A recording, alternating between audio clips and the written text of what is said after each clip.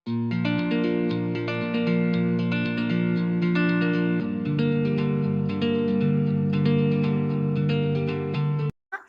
saya dari kelompok 11 akan mempresentasikan hasil makalah dari kelompok kami, yaitu tentang model pembelajaran mind mapping.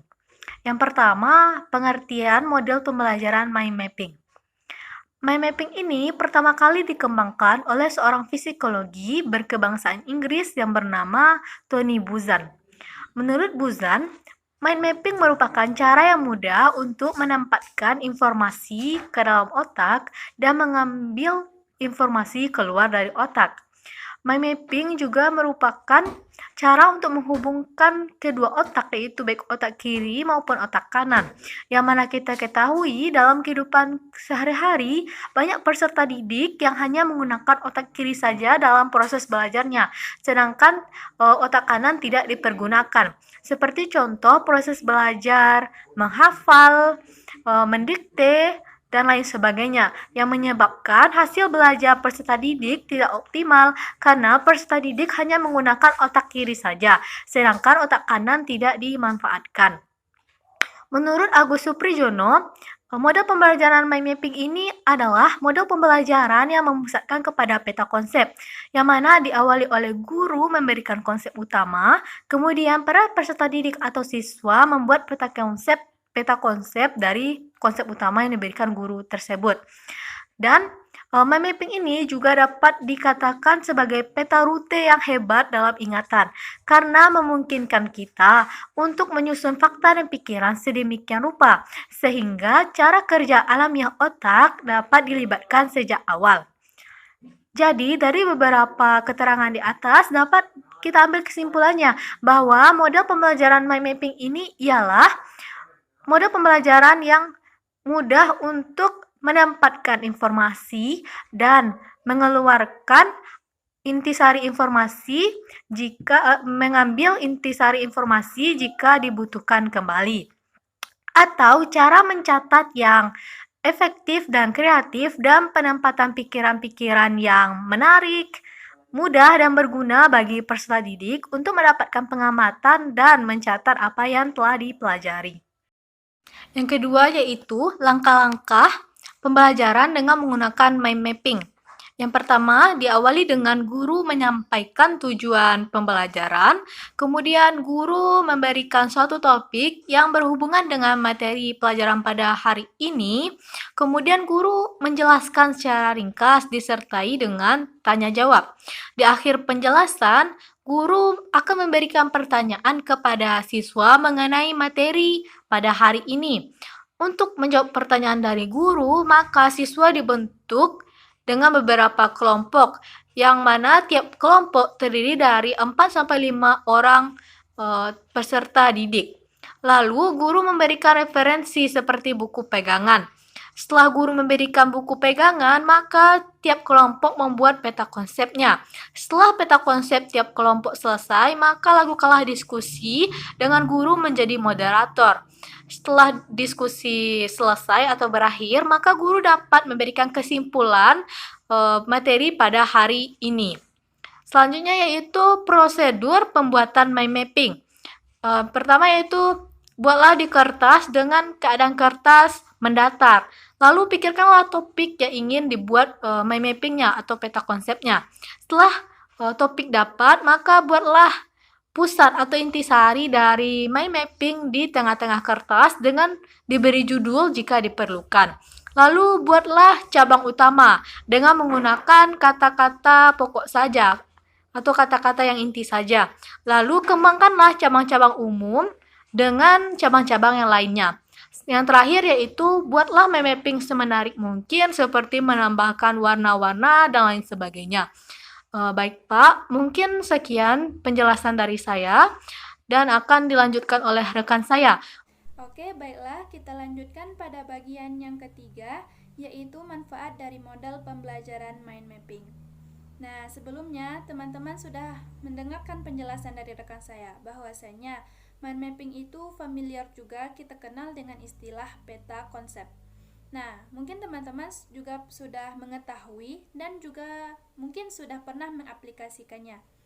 Nah, modal pembelajaran mapping ini sangat banyak sekali manfaatnya di dalam pembelajaran. Teman-teman tahu apa saja manfaatnya? Nah, yang pertama, modal pembelajaran mind mapping ini sangat membantu mengaktifkan kerja otak. Karena dengan mind mapping ini membantu menyeimbangkan antara kerja otak kanan dengan kerja otak kiri. Selanjutnya yang kedua, manfaatnya dapat memfokuskan kita pada suatu pokok bahasan. Selanjutnya yang ketiga, dapat menghubungkan informasi-informasi yang saling terpisah. Selanjutnya, dapat meningkatkan pemahaman siswa di dalam memahami suatu materi serta meningkatkan perhatian dan kemampuan siswa di dalam pembelajaran. Dan selanjutnya membantu siswa meringkas materi pembelajaran. Dan yang paling terpenting yaitu dapat mengeluarkan inspirasi atau membantu siswa mengeluarkan ide-ide yang kreatif, inovatif terhadap suatu pembelajaran. Nah, pada manfaat mind mapping ini, siswa dituntut untuk mengeluarkan imajinasinya yang kreatif, inovatif, karena siswa akan dengan mind mapping ini akan memicu semangat dan ide-ide kreatif dari seorang siswa. Contohnya saja di dalam membuat catatan atau membuat ringkasan materi pembelajaran. Dengan begitu, siswa akan mudah untuk membuatnya secara menyenangkan sesuai dengan apa yang mereka pahami.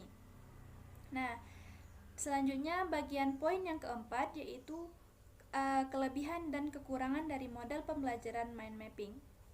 Nah, di antara kelebihan dari model pembelajaran mind mapping ini sangatlah banyak ya. Mungkin yang pertama yaitu teknik ini dapat digunakan untuk menghasilkan ide-ide yang atau mengeluarkan ide-ide yang ada di dalam diri seorang siswa.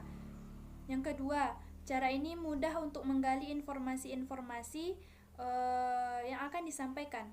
Selanjutnya, cara ini mudah di dalam belajar untuk memahami suatu materi.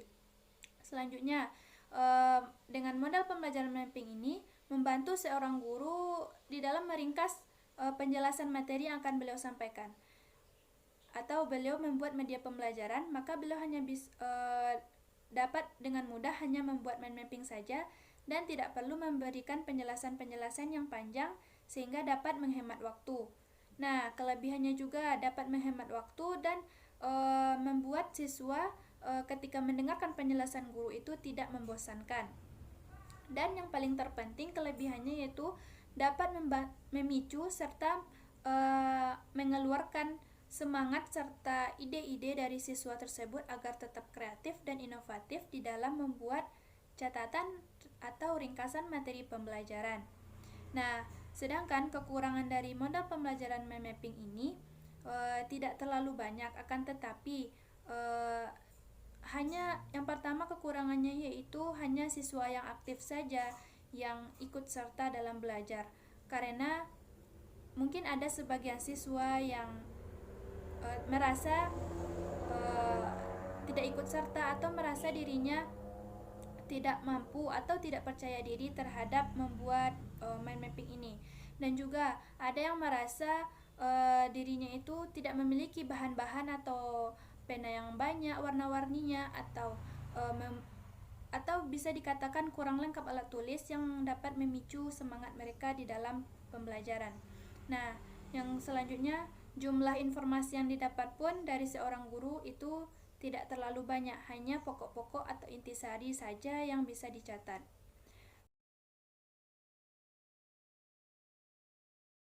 B.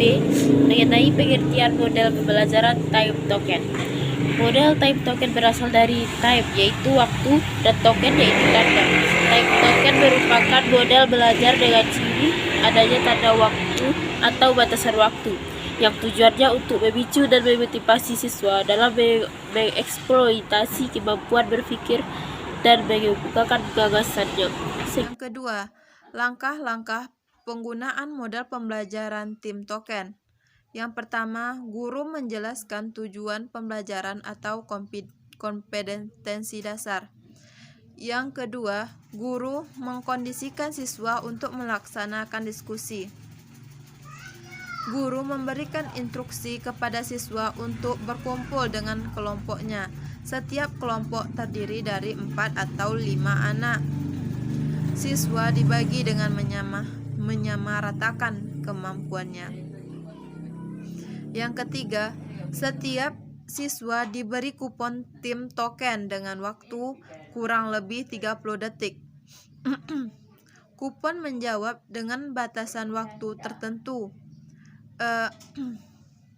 Merupakan media yang digunakan siswa untuk menjawab dari pertanyaan yang diberikan guru. Yang keempat, jika telah selesai berbicara, kupon yang dipegang siswa harus diserahkan kepada guru. Token ini akan diserahkan kepada guru jika siswa sudah menjawab pertanyaan yang diberikan guru. Tujuannya agar guru dan siswa lain mengetahui siswa mana yang sudah dan belum menyerahkan jawaban. Yang kelima, guru memberi sejumlah nilai sesuai waktu yang digunakan tiap siswa. 3. Kelebihan dan kekurangan model pembelajaran tim token. Kelebihannya, pertama, motivasi siswa untuk belajar mandiri terhadap materi pembelajaran. Yang kedua, melatih rasa percaya diri siswa dengan terbiasa tampil saat kegiatan belajar. Yang ketiga, meningkatkan kemampuan siswa berbicara di depan orang serta mengemukakan ide. Yang keempat, melatih daya ingat siswa dan disiplin dalam memanfaatkan waktu. Yang kelima, melatih siswa untuk mengungkapkan pendapatnya. Siswa menjadi mengeluarkan dan berbagi apa yang diketahui. Para siswa juga dapat menghargai pendapat siswa yang lain. Yang keenam, model ini tidak memerlukan banyak media pembelajaran. Dan ada juga kekurangan dari materi ini, yaitu kekurangan dari model tim token ini adalah pembatasan waktu dalam aktivitas belajar dapat mengurangi kesempatan berpikir siswa untuk mengemukakan pendapat secara maksimal.